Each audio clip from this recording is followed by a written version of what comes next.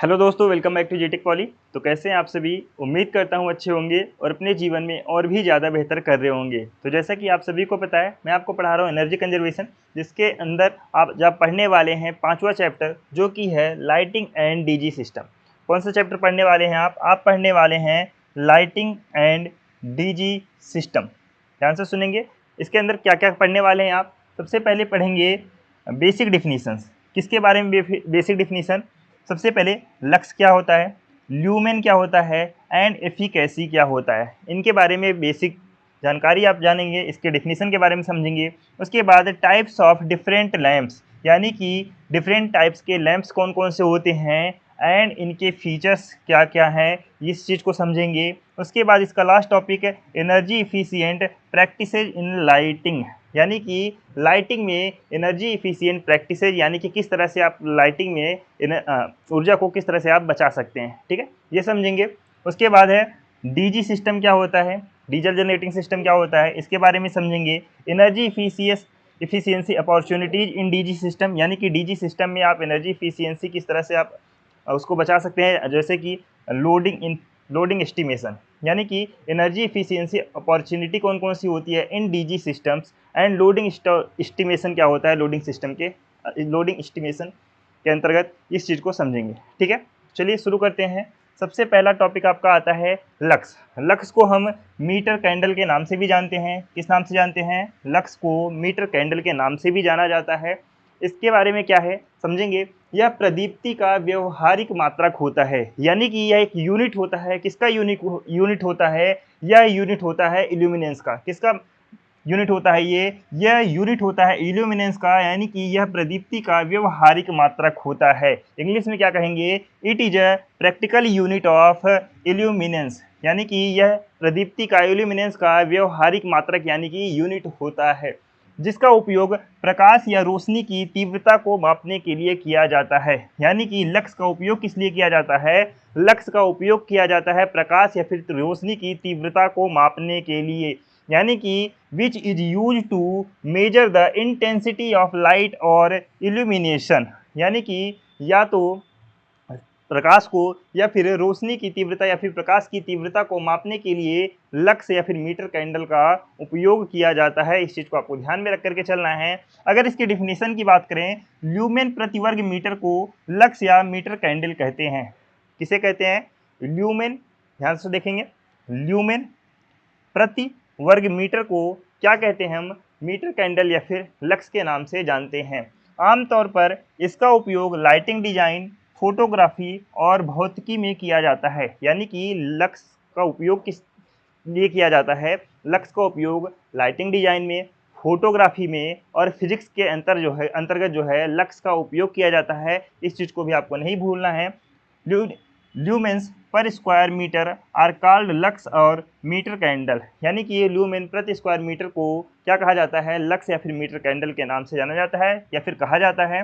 It is commonly used, या इसे कहाँ पे यूज किया जाता है आमतौर पर? इन लाइटिंग डिजाइन, लाइटिंग के डिजाइन में इसे आमतौर पर यूज किया जाता है, फोटोग्राफी में इसे यूज किया जाता है एंड फिजिक्स में यूज किया जाता है। ठीक है, इसका एक सिंपल सा फार्मूला है जो याद रखेंगे। फार्मूले से ही आपका डिफिनेशन बना है, यानी कि ल्यूमेन प्रति वर्ग मीटर को लक्स कहते हैं।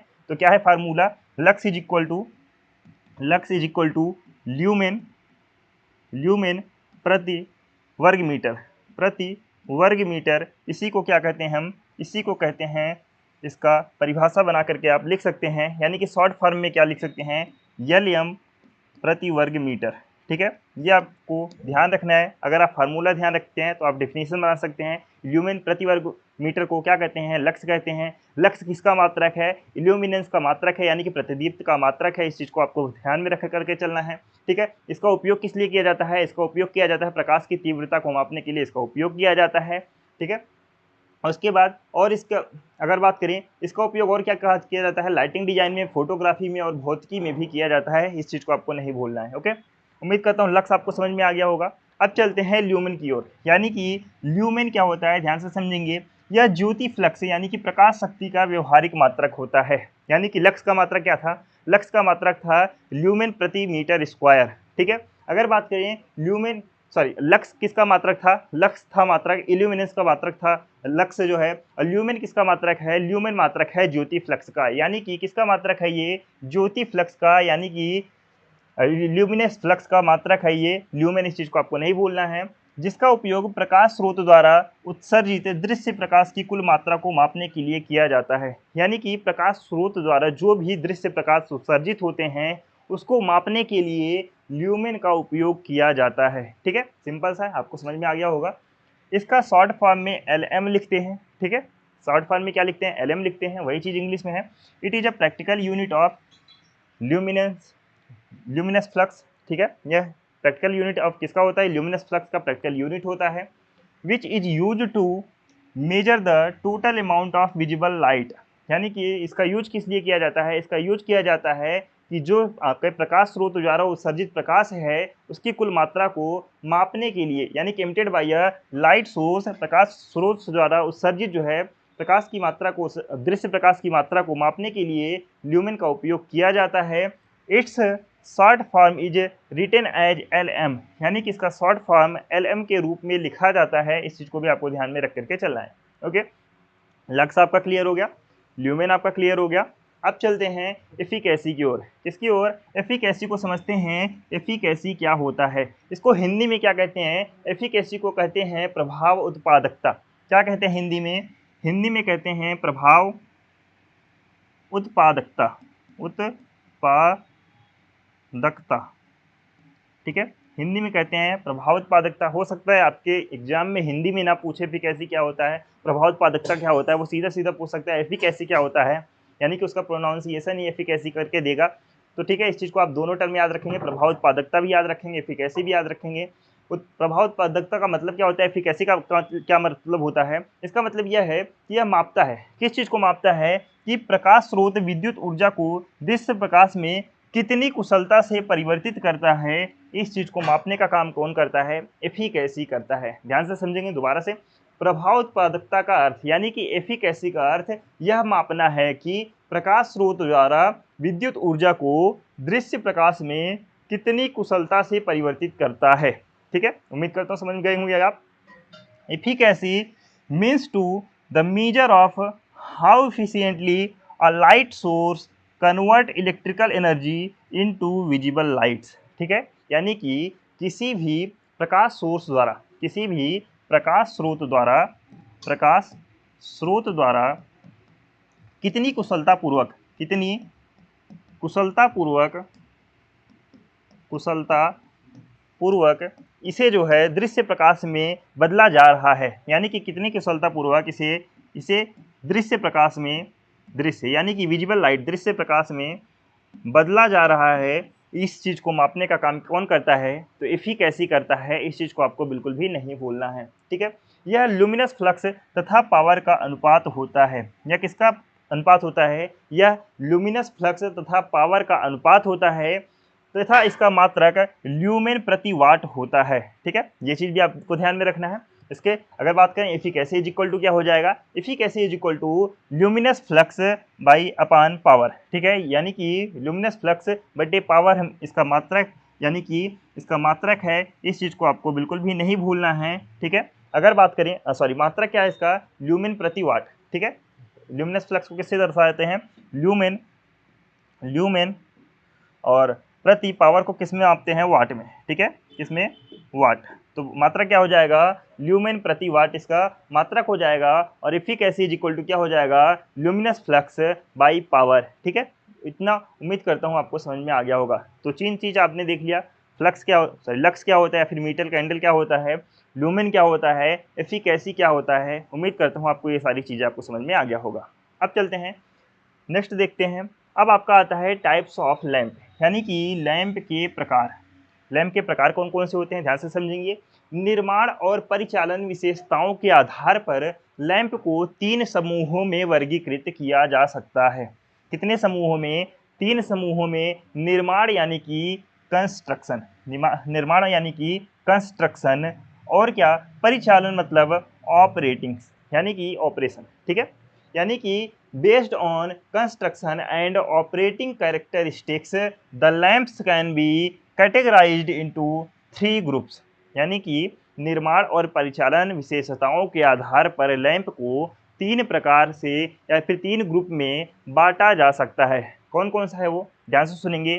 पहला है आपका इनकैंडेसेंट लैंप। कौन सा है? इनकैंडेसेंट लैंप, ठीक है, लैंप। अगर दूसरे की बात करें, दूसरा कैटेगरी कौन सा है? पहला हो गया इनकैंडेसेंट लैंप, जिसे हिंदी में कहते हैं ताप दीप्ति लैंप। ताप दीप्ति लैंप, ठीक है। ताप दीप्ति लैंप यानी लैंप को क्या कहेंगे? दीपक, ठीक है। ताप दीप्ति दीपक या फिर ताप दीप्ति लैंप, ठीक है। अगर दूसरा की बात करें, दूसरा कौन सा होता है? दूसरा होता है फ्लोरोसेंट लैंप। कौन सा होता है? FLUEROSCENT, fluorescent lamp. दूसरा कौन सा हो गया आपका? फ्लोरोसेंट लैंप, फ्लोरोसेंट लैंप, ठीक है, लैंप। दूसरा कौन सा हो गया आपका? Fluorescent lamp.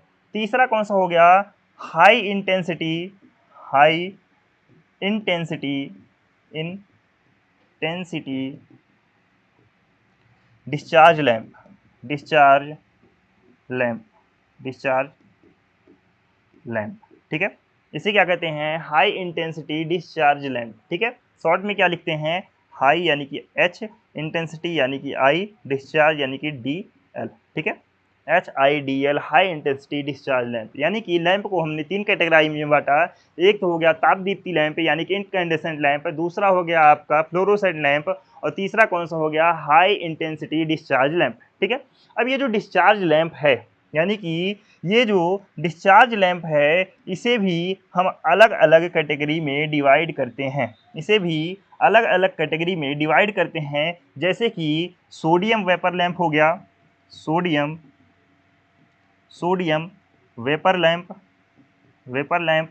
दूसरा हो गया mercury vapour lamp, mercury vapour lamp, vapour lamp. और कौन सा हो गया? और हैलाइड लैंप हो गया, metal halide lamp, metal halide lamp, ठीक है। इस तरह से आप जो है यानी कि लैंप को कैटेगराइज कर सकते हैं। यानी कि सबसे पहले हमने बांटा इनकैंडेसेंट लैंप, दूसरा फ्लोरोसेंट लैंप, तीसरा हो गया high intensity discharge lamp. High intensity discharge lamp को अलग अलग कैटेगरी में डिवाइड किया जाता है, जैसे कि sodium vapour lamp, mercury vapour lamp, metal halide lamp. इस तरह के लैंप में इसको कैटेगराइज किया जा सकता है। उम्मीद करता हूँ आप समझ गए होंगे। यही चीज़ ऊपर लिखा हुआ है, ध्यान से देखेंगे क्या लिखा हुआ है ऊपर। निर्माण और परिचालन विशेषताओं के आधार पर लैंप को 3 समूहों में वर्गीकृत किया जा सकता है। कौन कौन से समूह हैं? तापदीप्त, फ्लोरोसेंट और उच्च तीव्रता वाले डिस्चार्ज लैंप, ठीक है। 3 हो गया कैटेगरी, जो कि मैंने यहाँ पे आपको बताया वही सेम है। HID यानी कि हाई इंटेंसिटी डिस्चार्ज लैंप को आगे sodium vapour lamp, mercury vapour और मेटल हैलाइड लैंप के रूप में वर्गीकृत किया जा सकता है, यानी कि कैटेगराइज किया जा सकता है। सबसे अधिक इस्तेमाल किए जाने वाले लैंप इसका वर्णन इस प्रकार है, ध्यान से समझेंगे। यानी कि सबसे अधिक जो इस्तेमाल किया जाता है, कौन कौन से लैंप जो है सबसे अधिक इस्तेमाल किए जाते हैं, उसको आगे चल के आपको दिखाया गया है, तो ध्यान से देखेंगे, ठीक है। सबसे पहले लैंप की बात करते हैं, जो कि आपका इनकैंडेसेंट लैंप। कौन सा लैंप है? इनकैंडेसेंट लैंप यानी कि ताप दीप्ति लैंप, ठीक है। इसके बारे में समझेंगे क्या होता है। इसे जो है इस तरह के लैंप को यानी कि इनकैंडेसेंट लैंप को हम ट्रेडिशनल लैंप भी कहते हैं। कौन सा लैंप कहते हैं? ट्रेडिशनल लैंप कहते हैं। इस चीज़ को आपको बिल्कुल भी नहीं भूलना है, यानी कि ट्रेडिशनल लाइट बल्ब भी कहा जाता है, जिसे यानी कि ताप दीप्ति लैंप, जिसे पारंपरिक प्रकाश बल्ब के रूप में भी जाना जाता है। इसे क्या किस नाम से जाना जाता है? पारंपरिक प्रकाश बल्ब, यानी कि ट्रेडिशनल लाइट बल्ब के नाम से इसे जाना जाता है। इस लैंप को आपने सभी लोगों ने देखा होगा ज़्यादातर, जो तार के तंतु को गर्म करके प्रकाश का उत्सर्जन करता है। यानी कि इस तरह का लैंप जो है प्रकाश किस तरह से उत्सर्जित करता है? यह तार यानी कि वायर की तंतु यानी कि फिलामेंट को गर्म करता है और उसके प्रकाश को उत्सर्जित करता है। वायर का फिलामेंट कौन सा है देखेंगे, ये है फिलामेंट आपका। ये क्या है आपका? यह जो है फिलामेंट है। ये क्या है आपका? फिलामेंट है। यह जो है गर्म होता है, और यह जब गर्म होता है तो प्रकाश का उत्सर्जन यही करता है, ठीक है। इसके वर्किंग को समझते हैं, ध्यान से देखेंगे इसकी वर्किंग को। लैंप में एक रेशा होता है, ठीक है। लैंप में क्या होता है? एक रेशा होता है, जो आमतौर पर टंगस्टन से बना होता है, क्या होता है, लैंप में एक रेशा होता है, ध्यान से सुनेंगे, रेशा किसे कहा जा रहा है, रेशा कहा जा रहा है फिलामेंट को, ठीक है, क्या कहा जा रहा है, फिलामेंट को रेशा कहा जा रहा है, जो आमतौर पर किससे बना हुआ होता है, ये बना हुआ होता है आपका किससे, टंगस्टन से, किससे बना हुआ होता है, टंगस्टन से बना हुआ होता है, इस चीज को आपको बिल्कुल भी नहीं भूलना है, ठीक है, जो कांच के बल्ब के अंदर कसकर कुंडलित या फिर मुड़ा होता है, यानी कि जो कांच के बल्ब के अंदर कसकर कुंडलित या फिर मुड़ा हुआ होता है, ये क्या है आपका, ये कांच का बल्ब है, ठीक है, ध्यान से देखेंगे, ये आप सभी को पता है, ये किसका होता है, ये कांच का बना हुआ होता है, ये किस चीज का बना हुआ होता है, आपका कांच का बना हुआ होता है। इस कांच के बल्ब के अंदर ध्यान से देखेंगे यह कई जगह से जुड़ा हुआ होता है, ध्यान से देखेंगे कई जगह से जुड़ करके यह कुंडलित हुआ है और इसे क्या है, मुड़ा हुआ होता है, इस चीज को आपको यहाँ पे बताया गया है, ठीक है।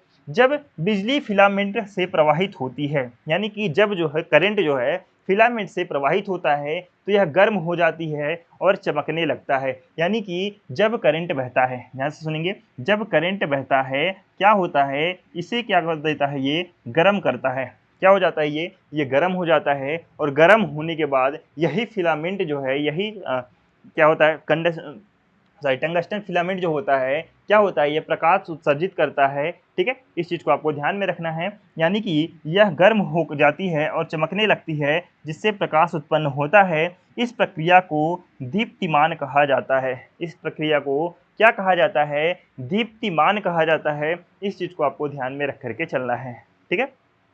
उम्मीद करता हूँ ये इसका वर्किंग आपको समझ में आ गया होगा।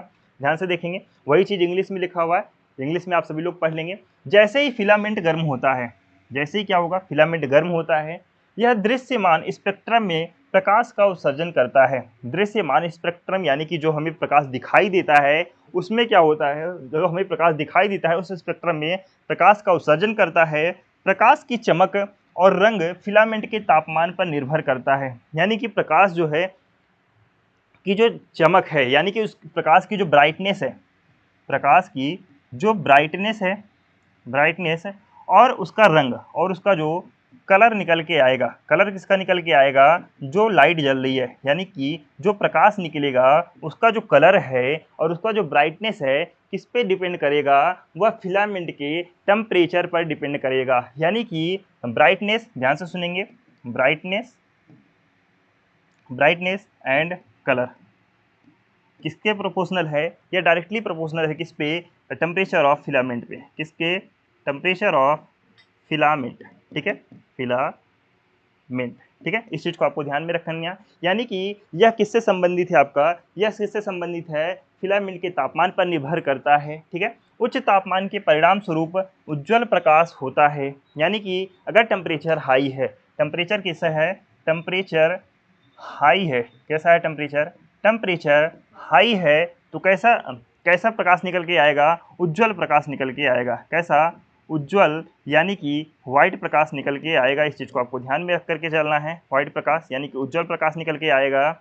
और जब कम तापमान से मंद प्रकाश उत्पन्न होता है, यानी कि अगर टेम्परेचर कम है तो प्रकाश कैसा होगा, प्रकाश होगा बिल्कुल मंद, यानी कि प्रकाश कैसा होगा, प्रकाश होगा मंद प्रकाश होगा, यानी कि बहुत कम प्रकाश होगा, कैसा का प्रकाश होगा, कम प्रकाश देगा, इस चीज़ को आपको ध्यान में रख करके चलना है। टोटल मिला जुला के कहने का क्या मतलब है, इस कंडेंसेट बल्ब में इस चीज़ को समझना है आपको कि इसमें एक क्या लगा हुआ होता है, टंगस्टन का फिलामेंट लगा हुआ होता है। जब करंट प्रवाहित होता है तो टंगस्टन का जो फिलामेंट है वो गर्म होता है और वो जब गर्म होता है तो उसी के बेस पे जो है प्रकाश उत्पन्न होता है, ठीक है। अगर टेम्परेचर ज़्यादा रहता है तो प्रकाश ज़्यादा उत्पन्न होगा, अगर टेम्परेचर कम होता है तो प्रकाश कम उत्पन्न होगा, इस चीज़ को आपको ध्यान में रख करके चलना है, ठीक है।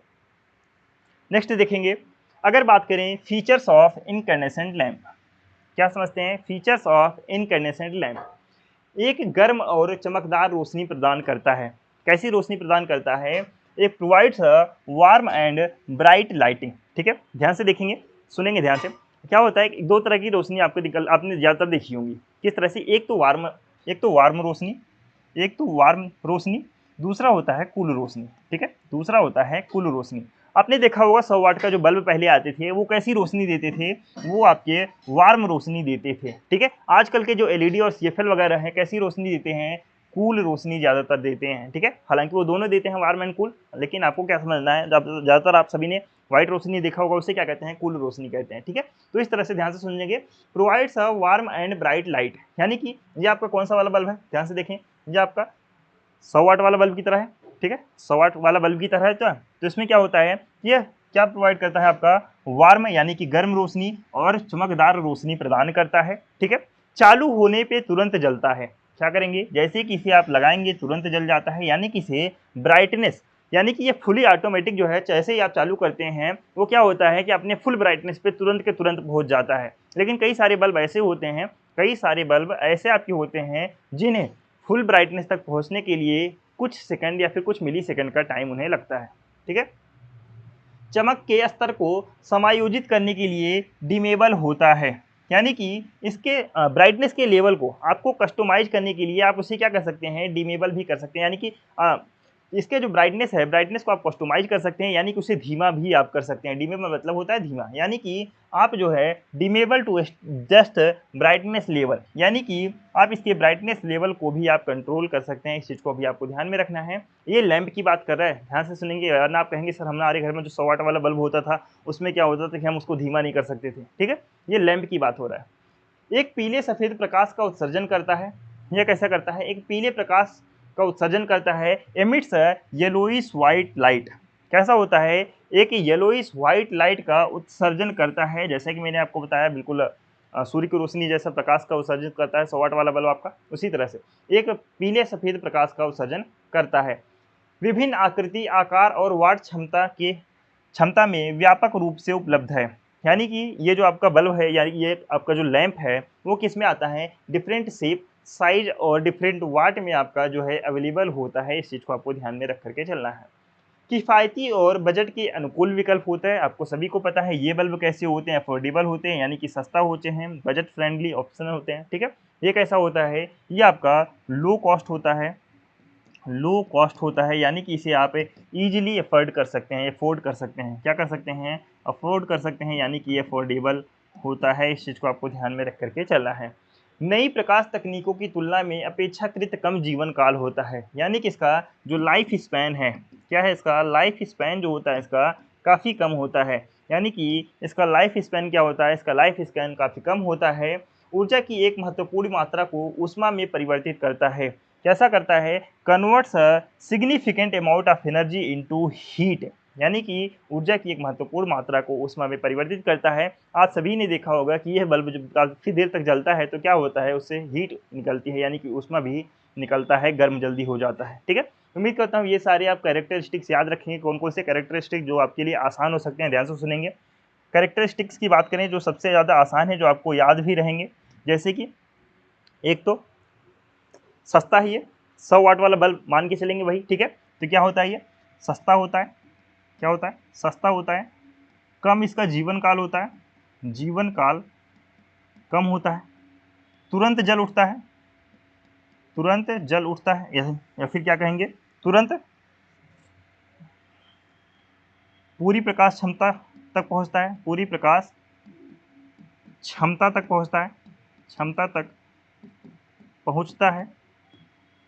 ठीक है, चौथा क्या लिख सकते हैं, यह येलोइस वाइट कलर का रंग प्रदान करता है, कैसा, पीला, येलोइस यानी कि पीला, सफ़ेद, सफ़ेद रंग का प्रकाश उत्सर्जित करता है, ये भी आप ध्यान रखेंगे। ऊष्मा का उत्सर्जन करता है, ऊष्मा का उत्सर्जन करता है, ऊष्मा का उत्सर्जन करता है, ये भी आप ध्यान में रख करके चलेंगे। ठीक है, क्या क्या बताया मैंने आपको, सस्ता, कम जीवन काल, तुरंत प्रकाश उत्सर्जित करता है, पीला तथा सफ़ेद रंग का प्रकाश उत्सर्जित करता है, इसका कम जीवन काल होता है। इस चीज़ को आपको ध्यान में रख करके चलना है। ठीक है, इतना आप ध्यान रखेंगे, इतना आपके लिए काफ़ी है। अब देखेंगे नेक्स्ट, दूसरा आपका लैंप आता है हैलोजन लैंप। दूसरा कौन सा लैंप है आपका, हैलोजन लैंप। ये जो हैलोजन लैंप है, ध्यान से सुनिए, ये जो आपका हैलोजन लैंप है, यह जो है इसकी कार्यप्रणाली किसकी जैसी है, इसकी कार्यप्रणाली जो है ताप दीप्ति लैंप यानी कि इनकैंडेसेंट लैंप की तरह ही होता है। ध्यान से समझेंगे, यानी कि हैलोजन लैंप जो है एक प्रकार का लैंप है जो ताप दीप्ति लैंप के समान कार्य करता है। किसके समान कार्य करता है, ये इनकैंडेसेंट लैंप के समान ही वर्क करता है। कौन वर्क करता है समान, हैलोजन लैंप जो है इनकैंडेसेंट लैंप के समान वर्क करता है। बस इसमें फ़र्क इतना है, इस लैंप के अंदर हैलोजन गैस भरा हुआ होता है इसमें, यानी कि लेकिन इस बल्ब में गैस में इस बल्ब के अंदर जो है हैलोजन गैस से भरा होता है। यानी कि यह जो बल्ब है, ध्यान से देखेंगे, यह जो बल्ब है इस बल्ब के अंदर कौन सा गैस भरा हुआ होता है? हैलोजन गैस भरा हुआ होता है। कौन सा गैस? हैलोजन गैस भरा हुआ होता है। बाकी इसके अलावा जो इसकी कार्यप्रणाली है किसके समान होता है? इसकी कार्यप्रणाली जो है इनकैंडेसेंट लैंप यानी कि ताप दीप्ति लैंप के समान ही होता है। ठीक है, उम्मीद करता हूँ ये आप समझ गए होंगे। अब ध्यान से देखेंगे इसकी कार्यप्रणाली। लैंप में टंगस्टन फिलामेंट होता है। टंगस्टन फिलामेंट इनकैंडेसेंट लैंप में भी होता था, इसमें भी होता है, जो गर्म होने पर प्रकाश उत्सर्जित करता है। गर्म होने पर प्रकाश वो भी उत्सर्जित करता था, ये भी प्रकाश उत्सर्जित करता है। जब लैंप चालू होता है तो बिजली फिलामेंट से होकर गुजरती है, इसे गर्म करती है। फिलामेंट दीप्तिमान के माध्यम से प्रकाश का उत्सर्जन करता है। यानी कि इसकी कार्यप्रणाली किसके जैसी है? सेम जो है ताप दीप्त लैंप यानी कि इनकैंडेसेंट लैंप के जैसी ही है। लैंप थोड़ी मात्रा में हैलोजन गैस जैसे कि आयोडीन या फिर ब्रोमीन गैस से भरा हुआ होता है। अब ध्यान से समझेंगे, यहाँ पे आपको एक्स्ट्रा लाइन क्या जुड़ा हुआ है आपका, इसमें यहाँ पे जुड़ा हुआ है कि लैंप के अंदर थोड़ी मात्रा में हैलोजन गैस जैसे कि आयोडीन या फिर ब्रोमीन गैस भरा हुआ होता है। उच्च तापमान पर फिलामेंट से निकलने वाले टंगस्टन परमाणु हैलोजन गैस के साथ प्रक्रिया करते हैं, जिससे टंगस्टन हैलाइड यौगिक बनाता है। ध्यान से सुनेंगे क्या होता है, इस लाइन को दोबारा से पढ़ते हैं।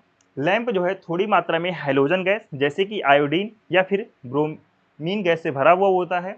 उच्च तापमान पर फिलामेंट से निकलने वाले टंगस्टन परमाणु हैलोजन गैस के साथ, यानी कि उच्च तापमान पर हाई टेम्परेचर पर फिलामेंट से निकलने वाले टंगस्टन परमाणु हैलोजन गैस के साथ प्रक्रिया करते हैं। कौन प्रक्रिया करता है? ये जो टंगस्टन परमाणु है, हाई टेम्परेचर फिलामेंट से निकलने वाले टंगस्टन परमाणु जो है किसके साथ प्रक्रिया करते हैं? हैलोजन गैस के साथ में प्रक्रिया करते हैं। हैलोजन गैस के साथ प्रक्रिया करते हैं जिससे टंगस्टन हैलाइड यौगिक बनता है। क्या बनता है? क्या बनते हैं? टंगस्टन हैलाइड यौगिक बनता है। इस चीज को आपको ध्यान में रख करके चलना है। क्या मैंने आपको बताया? ध्यान से सुनेंगे।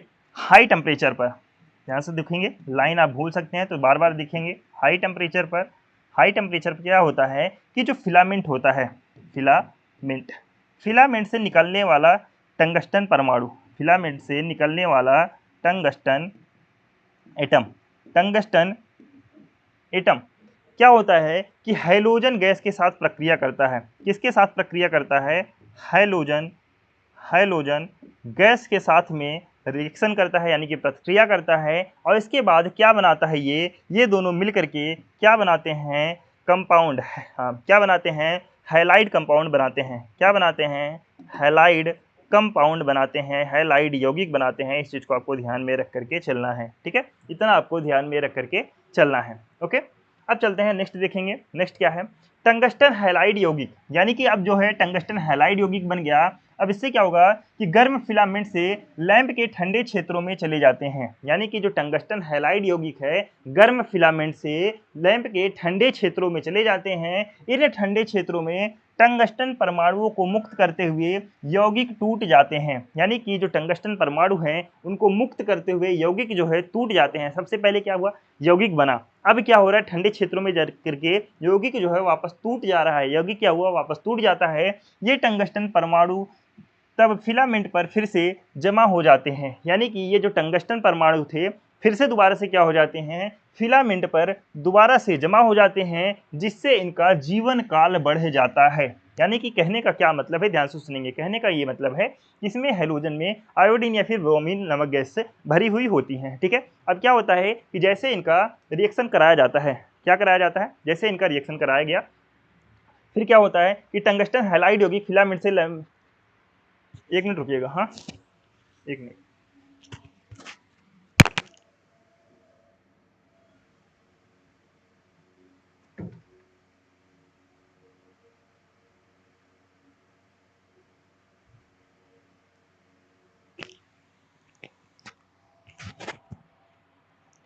ठीक है, ध्यान से सुनेंगे। मैंने आपको क्या बताया कि सबसे पहले ये जो है यौगिक बनाते हैं। दोबारा से क्या होता है कि इनका यौगिक टूटता है, दोबारा से किस पे जमा हो जाता है, दोबारा से जमा हो जाता है फिलामेंट पे। जब दोबारा से ये ठंडा होकर फिलामेंट पे जम जाते हैं तो इनका क्या होता है, जीवन काल इनका बढ़ जाता है। ध्यान से सुनेंगे, हैलोजन लैंप जो होता है प्राकृतिक दिन के उजाले के समान उज्ज्वल और सफेद रोशनी पैदा करता है। यानी कि हैलोजन लैंप जो होता है प्राकृतिक दिन के उजाले के समान, यानी कि बहुत ज़्यादा रोशनी आपका जो है कौन पैदा करता है, बहुत ज़्यादा रोशनी उत्पन्न करता है आपका हैलोजन लैंप, और अच्छे रंग प्रस्तुत करते हैं। यानी कि इसकी जो रंग की क्वालिटी होती है कैसा होता है, रंग की क्वालिटी काफ़ी अच्छा होता है, जो उसकी आँख को नुकसान जो है कम पहुँचाते हैं। यानी कि इसका रंग कैसा होता है, रंग होता है वार्म कलर का, रंग कैसा होता है, वार्म, येलोइश वार्म कलर का भी इसका रंग होता है। इस चीज़ को आपको ध्यान में रखना है। हालांकि ये बहुत अधिक ऊर्जा कुशल नहीं है, यानी कि ये जो है एनर्जी इफिशियंसी इसके अंदर ज़्यादा नहीं होता है, क्योंकि ये महत्वपूर्ण मात्रा में गर्मी उत्पन्न करते हैं। ये क्या करते हैं, हीट ज़्यादा उत्पन्न करते हैं।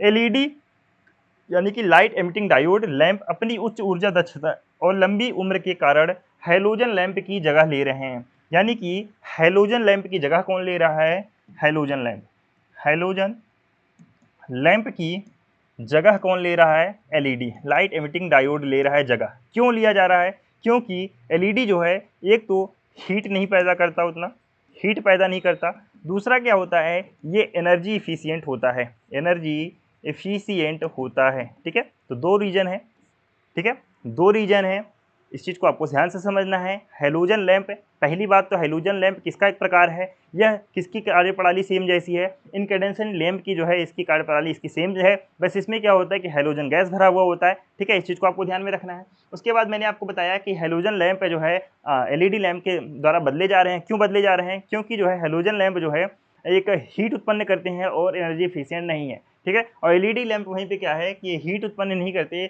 और एनर्जी इफिशियंट भी होते हैं। ठीक है, उम्मीद करता हूँ इतना पॉइंट आपको समझ में आ गया होगा। अब बात कर लेते हैं फीचर्स ऑफ हैलोजन लैंप, यानी कि हैलोजन लैंप के फीचर्स कौन कौन से हैं। एक तो है उज्ज्वल और तीव्र प्रकाश उत्पादन, यानी कि bright and intense light output, यानी कि इसकी जो प्रकाश होता है, प्रकाश कैसा होता है, उज्ज्वल होता है, बिल्कुल सफ़ेद होता है और तीव्र प्रकाश उत्पादन करता है। ठीक है, सफ़ेद रोशनी प्राकृतिक दिन के उजाले समान जैसा दिखता है, उजाले जैसा दिखता है, यानी कि white light resembling natural daylight, यानी कि सफ़ेद रोशनी प्राकृतिक दिन के उजाले जैसा दिखता है।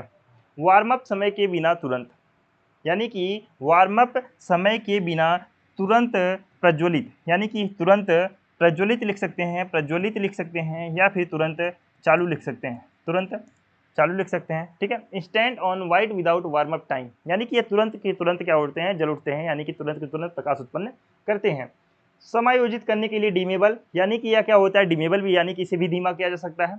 बहुमुखी अनुप्रयोगों के लिए कॉम्पैक्ट आकार, यानी कि इसका जो कॉम्पैक्ट साइज होता है उसके लिए क्या किया जाता है, कॉम्पैक्ट साइज जो होता है इसका, या बहुमुखी अनुप्रयोग, यानी कि इसका जो एप्लीकेशन है बहुत सारी जगह किया जा सकता है, बहुत सारी जगह इस लैंप का उपयोग किया जाता है।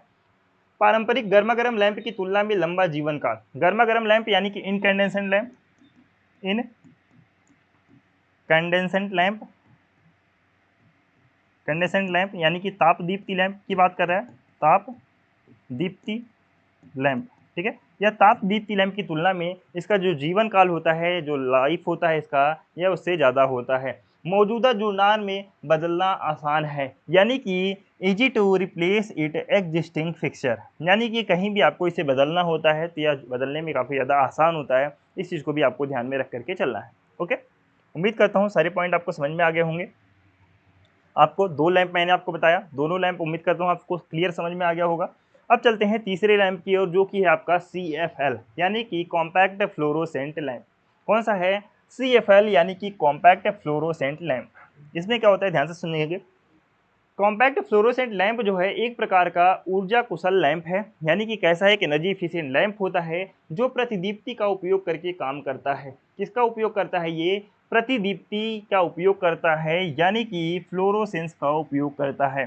ठीक है, उपयोग करके यह काम करता है। यह कैसा लैंप है, ये एनर्जी इफिशिएंट लैंप है। इस चीज़ को भी आपको ध्यान में रख करके चलना है। ठीक है, CFL आप सभी ने देखा होगा, CFL बहुत ज़्यादा यूज किया जाता था पहले। ठीक है, 100 वाट के बल्ब के बाद जो है सबसे ज़्यादा यूज किया जाने वाला कौन सा था, आपका CFL था। तो CFL की फुल फॉर्म कौन सा होता है, कॉम्पैक्ट फ्लोरोसेंट लैंप। इसका ध्यान से सुनेंगे। कॉम्पैक्ट फ्लोरोसेंट लैंप क्या होता है? एक एनर्जी इफिशिएंट लैंप होता है जो कि प्रतिदीप्ति का उपयोग करके काम करता है, यानी कि फ्लोरोसेंस का उपयोग करके काम करता है। इसके वर्किंग समझते हैं। सीएफएल में एक सर्पिल या फिर मुड़ी हुई फ्लोरोसेंट ट्यूब होती है, यानी कि सीएफएल के अंदर क्या होता है? एक सर्पिल या फिर मुड़ी हुई एक फ्लोरोसेंट ट्यूब होती है। ध्यान से देखेंगे, ये क्या है? सर्पिल। कैसा ये? सर्पिल या फिर मुड़ी हुई क्या है? एक सर्पिल या फिर मुड़ी हुई एक फ्लोरोसेंट ट्यूब है। ये क्या है? एक फ्लोरोसेंट ट्यूब। ये क्या है आपका? Fluorescent tube. फ्लोरोसेंट ट्यूब ध्यान से समझेंगे। ये क्या है आपका? फ्लोरोसेंट ट्यूब होता है जो फास्फर के साथ अंदर की तरह लेपित होती है, यानी कि ये जो ट्यूब है इसके अंदर एक कोटिंग किया जाता है। इसके अंदर कोटिंग किया जाता है। कोटिंग किस चीज़ का किया जाता है? फास्फर का। किसका? फास्फर का कोटिंग किया जाता है। किसका कोटिंग किया जाता है? फास्फर का कोटिंग किया जाता है इस ट्यूब के अंदर। ट्यूब थोड़ी मात्रा में पारा वाष्प और आर्गन गैस से भरी हुई होती है। इसमें क्या भरा होता है? इसके अंदर जो है भरा होता है mercury vapour. Mercury vapour mercury vapour भरा हुआ होता है। और क्या भरा हुआ होता है? Plus organ gas. क्या भरा होता है? ऑर्गन गैस भरा हुआ होता है। ये दो चीज़ें इसके अंदर होती है। ठीक है। सबसे पहले मैंने आपको क्या बताया? इसका जो आकार है या किस तरह के आकार का होता है, या सर्पिलाकार या फिर जो है मुड़े हुए आकार का होता है, जो कि किसका ट्यूब है? फ्लोरोसेंट ट्यूब होता है। ये जो ट्यूब होता है इसके अंदर जो है अंदर की तरफ जो है फास्फर से कोटेड होता है। फास्फोरस कोटेड होता है। इस चीज़ को भी आपको ध्यान में रखना है। इस ट्यूब के अंदर जो है मरकरी वेपर और आर्गन गैस भरी हुई होती है। क्या भरी हुई होती है? या मरकरी वेपर भरी हुई होती है और आर्गन गैस जो है भरी हुई होती है। अब ध्यान से समझेंगे। सीएफएल के माध्यम से जब बिजली प्रवाहित होती है तो यह पारा वाष्प को उत्तेजित करता है, यानी कि ये जो पारा वाष्प है, यानी कि जो मरकरी वेपर है, मरकरी वेपर जो है, मरकरी वेपर क्या होता है? एक्साइट होता है, यानी कि उत्तेजित होता है। उत्तेजित होता है। और ये जब मरकरी वेपर उत्तेजित होता है तो इससे क्या निकलता है आपका? Ultraviolet rays. क्या निकलता है आपका? अल्ट्रावायलेट रेज, यानी सॉरी अल्ट्रावायलेट लाइट का उत्सर्जन करता है। अल्ट्रावायलेट लाइट का उत्सर्जन करता है। इस चीज़ को आपको ध्यान में रखना है। अल्ट्रावायलेट रे आपको, या अल्ट्रावायलेट रे तब ट्यूब के अंदर फास्फोरस कोटिंग पर स्ट्राइक करता है, यानी कि जब अल्ट्रावायलेट लाइट जो है उत्पन्न हुआ तो किस पे स्ट्राइक करेगा? ये फास्फोरस जो कोटिंग हुआ होता है, यानी कि जो फास्फोरस से लेपित था ये आपका जो ट्यूब जो है, ये जो ट्यूब था जिस किससे लेपित है? ये फास्फोरस से लेपित है। इस पर क्या होता है? स्ट्राइक होता है। और जैसे ही स्ट्राइक करते हैं यह क्या होता है? यह जो है दृश्यमान हो जाता है, यानी कि जिससे यह फ्लोरोसेंट या दृश्यमान प्रकाश का उत्सर्जन करता है। क्या करता है? दृश्यमान प्रकाश का उत्सर्जन करता है। अब ध्यान से सुनेंगे कौन कौन सी चीज़ें मैंने आपको बताया है। मैंने आपको सबसे पहले बताया, ध्यान से सुनेंगे, मैंने आपको सबसे पहले कौन सा लैंप है? ये है आपका CFL लैंप। कौन सा है आपका? CFL lamp. ठीक है। CFL lamp. CFL लैंप मैंने आपको क्या बताया कि इसमें एक सर्पिलाकार सर्पिलाकार सर्पिलाकार या फिर मुड़ी हुई या फिर मुड़ी हुई मुड़ी हुई क्या होती है? एक ट्यूब लगी हुई होती है। कौन सी ट्यूब लगी होती है? फ्लोरोसेंट ट्यूब लगी होती है। फ्लोरोसेंट ट्यूब लगी हुई होती है। Fluorescent tube. ठीक है। फ्लोरोसेंट ट्यूब होती है। अब ये जो फ्लोरोसेंट ट्यूब होती है ये अंदर से फास्फोरस कोटेड होते हैं। फास्फोरस कोटेड होते हैं। कैसे कोटेड होते हैं? फास्फोरस कोटेड होते हैं। कोटेड होते हैं। अब ये जो फास्फोरस कोटेड होते हैं, ध्यान से सुनेंगे, अब इसके अंदर जब बिजली का प्रवाहित हुआ, इसके अंदर क्या प्रवाहित हो गया? अब बिजली, यानी कि इसके अंदर जब करंट का प्रवाहित होता है तो इससे क्या निकलता है? इससे निकला अल्ट्रावायलेट लाइट। क्या निकला? Ultraviolet light. अब ये जो अल्ट्रावायलेट लाइट है किस पे स्ट्राइक करेगा? फास्फोरस कोटेड पे स्ट्राइक किया। और जब ये स्ट्राइक किया, STRI, ठीक है, जब ये स्ट्राइक किया तो स्ट्राइक करने के बाद से कैसा लाइट उत्पन्न हुआ? विजिबल लाइट उत्पन्न हो जाता है। इस चीज़ को आपको ध्यान में रख करके चलना है। फास्फर कोटिंग उत्सर्जित प्रकाश के रंग जो है तापमान और गुणवत्ता को निर्धारित करती है। CFL वार्म या कूल वाइट रोशनी प्रोड्यूस कर सकते हैं, यानी कि ये जो CFL है या तो वार्म या फिर कूल लाइट रोशनी प्रोड्यूस कर सकते हैं। इस चीज़ को भी आपको ध्यान में रख करके चलना है। ओके। लैंप के माध्यम से बहने वाले विद्युत प्रवाह को नियंत्रित करने के लिए CFL को एक बैलेस्ट की आवश्यकता होती है। ठीक है, बैलेस्ट की आवश्यकता होती है, ध्यान से सुनेंगे। बैलेस्ट क्या होता है? BALLAST, ठीक है, बैलेस्ट। बैलेस्ट क्या होता है, ध्यान से समझेंगे। बैलेस्ट एक तरह की डिवाइस होती है।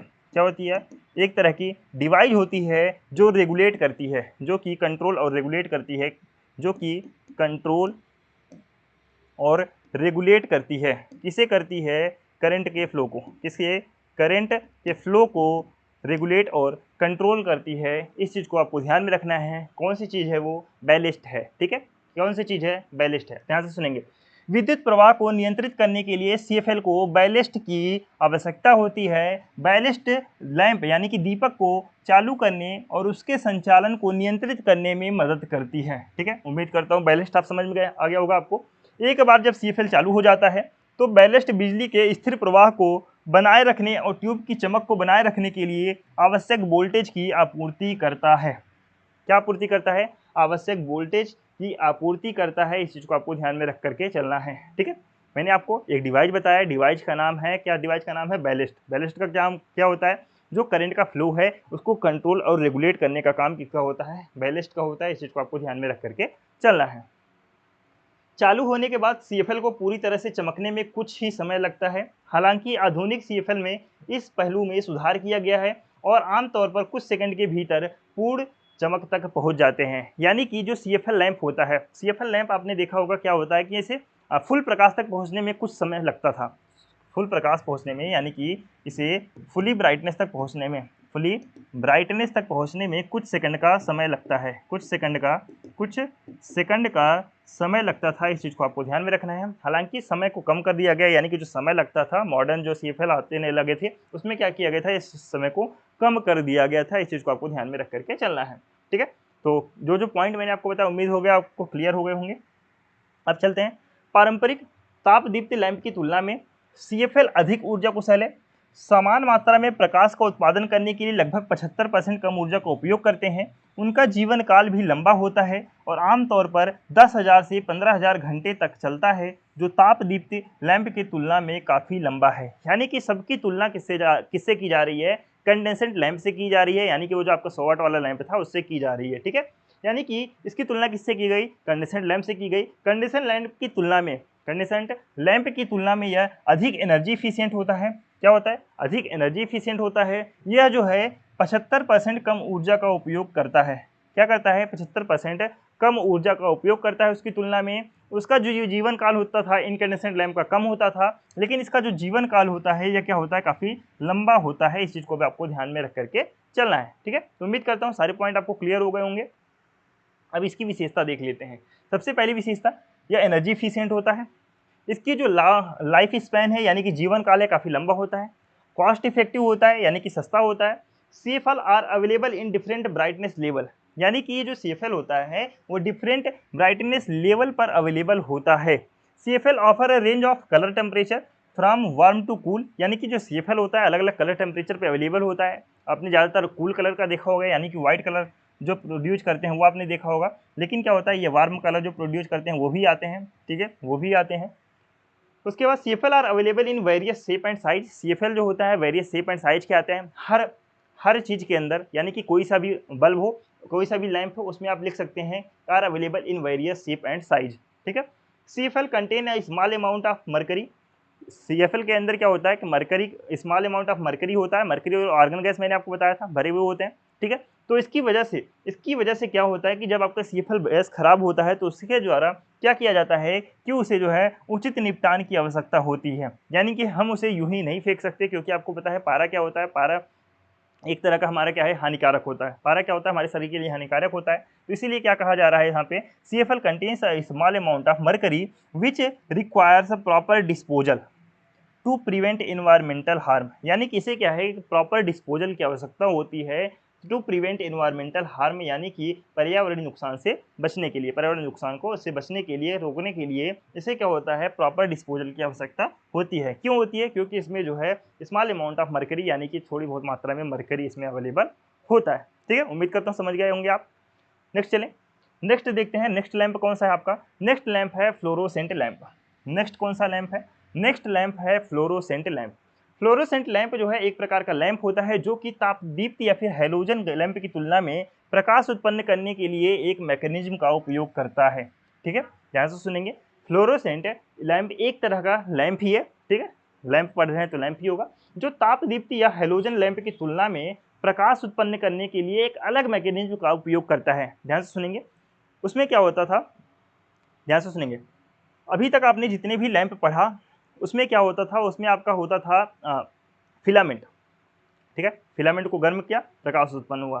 फ्लोरोसेंट लैंप क्या होता है कि एक अलग मैकेनिज्म का उपयोग करता है। ध्यान से समझेंगे, अलग मैकेनिज्म का उपयोग क्या करता है। इसमें एक तरह की लगी हुई होती है स्टार्टर। क्या लगा हुआ होता है, स्टार्टर लगा हुआ होता है। एक लगा होता है बैलिस्ट। ठीक है, बैलिस्ट मैंने आपको उसमें भी बताया। ठीक है, बैलिस्ट मैंने आपको सीएफएल लैंप में भी बताया। यहाँ पे मैं आपको बता रहा हूँ इसमें क्या लगा होता है, बैलिस्ट लगा हुआ होता है। ध्यान से समझेंगे, अब इसके कार्यप्रणाली को समझेंगे। ध्यान से देखेंगे कार्यप्रणाली क्या है इसका। फ्लोरोसेंट लैंप एक लंबी संकीर्ण कांच की ट्यूब होती है। कैसी ट्यूब होती है, एक लंबी संकीर्ण कांच की ट्यूब होती है। देख सकते हैं, एक लंबी कैसी है, कांच की ट्यूब है। एक लंबी जो संकीर्ण यानी कि पतली कांच की ट्यूब होती है। ध्यान से देखेंगे क्या होती है, लंबी कांच की पतली ट्यूब होती है जो थोड़ी मात्रा में पारा वाष्प और एक अक्रिय गैस आमतौर पर आर्गन से भरी हुई होती है। इसमें भी क्या भरा हुआ होता है, इसमें भी भरा हुआ होता है आपका मरकरी वेपर, मरकरी वेपर। और क्या भरा होता है, और भरा होता है argon gas, argon gas. CFL में भी यही दो गैस भरे हुए होते थे आपके, मरकरी वेपर और आर्गन गैस। ठीक है, इस चीज को आपको समझ में आया। उसके बाद ट्यूब के अंदर की तरफ फास्फर कोटिंग के साथ लेपित किया जाता है। ध्यान से समझेंगे, ट्यूब को अंदर की तरफ यानी कि ये जो ट्यूब है इसके अंदर की तरफ फास्फर कोटेड किया जाता है। क्या किया जाता है, फास्फर कोटेड किया जाता है, यानी कि फास्फर से लेपित किया जाता है, यानी कि लेप लगाया जाता है। ठीक है, फ्लोरेसेंट यानी कि सीएफएल की तरह। ठीक है, दोनों सेम ही है, ध्यान से समझेंगे। उसके बाद क्या होता है, उसके बाद होता है कि जब लैंप के माध्यम से एक विद्युत प्रवाह प्रवाहित होता है तो यह परावाष्प को उत्तेजित करता है, सेम उसकी तरह, जिससे यह पराबैंगनी प्रकाश उत्सर्जित करता है। उसमें भी सेम वही होता था, फ्लोरोसेंट सीएफएल में भी वही होता था, यानी कि दोनों का कार्यप्रणाली आप एक जैसे लिख सकते हैं। मानव आंखों के लिए यूवी प्रकाश दिखाई नहीं देता है, मानव आंखों के लिए अल्ट्रावायलेट जो लाइट होती है वह दिखाई नहीं देती है। ठीक है, इस चीज को आपको ध्यान में रखना है। ट्यूब के अंदर फास्फोरस कोटिंग यूवी प्रकाश को अवशोषित करती है और फिर इसे दृश्य प्रकाश के रूप में पुनः उत्सर्जित करती है। ठीक है, वही चीज है, पहले यौगिक बनाएगा, यौगिक टूटेगा, उसके बाद से क्या होगा, यौगिक टूटेगा तो उसके बाद इसका दृश्य प्रकाश यानी कि जो फास्फोरस कोटेड होता है वो क्या करेगा, वो लाइट को क्या करेगा, अवशोषित करेगा। अल्ट्रावायलेट जो लाइट है उसको क्या करेगा, अवशोषित करेगा। अवशोषित करने के बाद जो उसका लाइट का पुनः उत्सर्जित करेगा। जब पुनः उत्सर्जित करेगा, जो फास्फोरस कोटेड होता है वो क्या होता है, चमकने लगता है। ठीक है, जिससे क्या होता है, वो इसे जो है दृश्य प्रकाश कहा जाता है। ठीक है, इसे प्रतिदीप्ति कहा जाता है। फास्फर कोटिंग से उत्सर्जित दृश्य प्रकाश रोशनी प्रदान करता है। ठीक है, यानी कि जो फास्फोरस कोटेड होते हैं जब उस पर स्ट्राइक करता है अल्ट्रावायलेट रेज तो उससे इससे क्या होता है, आपका जो लाइट निकल करके आती है। ठीक है, यानी कि प्रकाश उत्सर्जन उसी से होता है। फ्लोरोसेंट लैंप को बैलिस्ट की आवश्यकता होती है। ठीक है, फ्लोरोसेंट लैंप को बैलिस्ट, मैंने आपको बताया बैलिस्ट क्या होता है। बैलिस्ट एक तरह की डिवाइस होती है जो कि करंट के फ्लो को रेगुलेट और कंट्रोल करने का काम करता है, जो लैंप के माध्यम से प्रवाहित होने वाली करंट को नियंत्रित करने के लिए एक विद्युत घटक है, यानी कि एक विद्युत कंपोनेंट है। फ्लोरोसेंट लैंप अपनी ऊर्जा दक्षता के लिए जाने जाते हैं। फ्लोरोसेंट लैंप क्या होता है, एनर्जी एफिशिएंट होता है। ठीक है, ताप दीप्ति लैंप की तुलना में अधिक प्रकाश और कम गर्मी पैदा करते हैं। वे विभिन्न आकृतियों और आकारों में उपलब्ध हैं, जिनमें रैखिक ट्यूब और कॉम्पैक्ट फ्लोरोसेंट लैंप सीएफएल भी शामिल है। ठीक है, सीएफएल मैंने आपको बताया, तो सेम यहाँ पे सीएफएल का एग्जाम्पल कौन दे रहा है, आपका सीएफएल का एग्जाम्पल, यानी कि किसमें बताया जा रहा है आपको, ये बताया जा रहा है आपका इस लैंप के अंतर्गत। ठीक है, इस लैंप के अंतर्गत आपको बताया जा रहा है, फ्लोरोसेंट लैंप के अंतर्गत। इस चीज को आपको ध्यान में रख करके चलना है। ठीक है, तो उम्मीद करता हूँ आपको समझ में आ गया होगा फ्लोरोसेंट लैंप किस तरह से कार्य करता है। आप फ्लोरोसेंट लैंप समझ गए होंगे, चाहे आप सीएफएल लैंप समझ गए होंगे, यानी कॉम्पैक्ट फ्लोरोसेंट लैंप, दोनों की कार्यप्रणाली एक जैसी है क्योंकि दोनों लैंप यानी कि फ्लोरोसेंट लैंप के अंदर ही आपका सीएफएल लैंप आता है। उम्मीद करता हूँ ये सारे पॉइंट आपको समझ में आ गया होगा। ठीक है, चलिए ध्यान से देखेंगे आगे। अब आगे का इसकी बात कर लेते हैं, आगे बात कर लेते हैं इसकी विशेषताएं की, कैरेक्टरिस्टिक्स। जो कॉम्पैक्ट फ्लोरोसेंट लैंप की कैरेक्टरिस्टिक्स थी सेम इसकी भी वैसी ही होगी, तो ध्यान से सुनेंगे। Energy efficient, long life span, high light output, विभिन्न आकार रंग तापमान में उपलब्ध, बड़े स्थानों के लिए उपलब्ध, संचालन के लिए गिट्टी गिट्टी यानी कि बैलेस्ट। ठीक है, गिट्टी काट के क्या लिख देंगे, बैलेस्ट। बैलेस्ट की आवश्यकता, बैलेस्ट की आवश्यकता होती है। झिलमिलाहट या गुनगुनाहट पैदा करते हैं। जैसे कि आपने देखा होगा कि जो सेफल वगैरह होते हैं कैसे होता है, झिलमिलाहट होने लगते हैं या फिर गुनगुनाहट हल्का सा पैदा हो जाता है इसके अंदर। पूर्ण चमक तक पहुंचने में कुछ सेकंड लगते हैं, कुछ समय लगता है। वाणिज्यिक और औद्योगिक अनुप्रयोगों के लिए ये उपयुक्त होते हैं। ठीक है, यानी कि दो चीज मैंने आपको बताया, एक बताया फ्लोरोसेंट लैंप, फ्लोरोसेंट लैंप। ठीक है, अब फ्लोरोसेंट का टाइप ही है आपका कौन सा, कॉम्पैक्ट फ्लोरोसेंट लैंप यानी कि CFL। चाहे आपका CFL पूछेगा एग्जाम में या फिर आपका पूछेगा फ्लोरोसेंट लैंप, दोनों में से एक ही पूछेगा। जो भी पूछेगा आप सेम कार्यप्रणाली लिख के आएंगे, यानी कि सेम वर्किंग मेथड आप लिख करके आएंगे। ठीक है, और सेम कैरेक्टरिस्टिक्स भी आप इस लिख करके आएंगे। ओके, उम्मीद करता हूँ आप समझ गए होंगे। अब इसके बाद से यानी कि सोडियम वेपर लैंप। ठीक है, इसके बाद से मैं आपको नेक्स्ट लेक्चर में बताऊंगा, यानी कि आपका ये जो 5वां चैप्टर है, अगर 5वें चैप्टर की बात करें, ध्यान से सुनेंगे, ये जो आपका 5वां चैप्टर है टोटल 3 लेक्चर में आपका कवर होगा।